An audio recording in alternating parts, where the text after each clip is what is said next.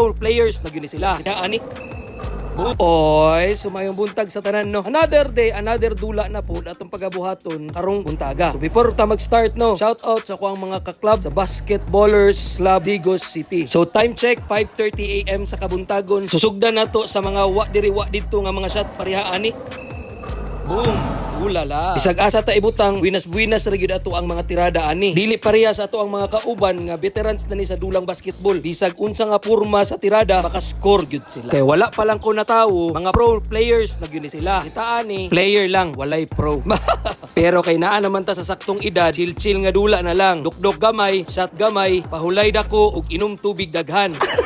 Sa mga nagdula diha, ako'y pinakabata. Naa sa mga 40 kapin, 50 kapin na sila dira, apoy 60 kapin. Dadi lang ko magsaba kinsa, kay basing maliab ta. Sama sa akong giingon, kita mo'y pinakabata. Syempre, mga 25 pa biya atong edad, di ba? So, before ta mahuman sa ato ang vlog, ato apod di silang ipang shout out. Sila Jerome, Ulager, Boss Jmar, Dondon, Glenn, Dada, Julius, o si Manong Joel, the great. Shout out mga kaballers. So, sa dulang basketball, focus lang yun top, pirmi. Focus sa pagpahulay. Kay kapoy pud biyag dagan-dagan no. Balik-balik sa court pud lalim kay naa na ta sa saktong edad. So sa tanan dira, dili lang gyud ta mangundang no sa pagdulag basketball. Pasingot lang. Tapos diri lang takuto. God bless mi amore. Oy.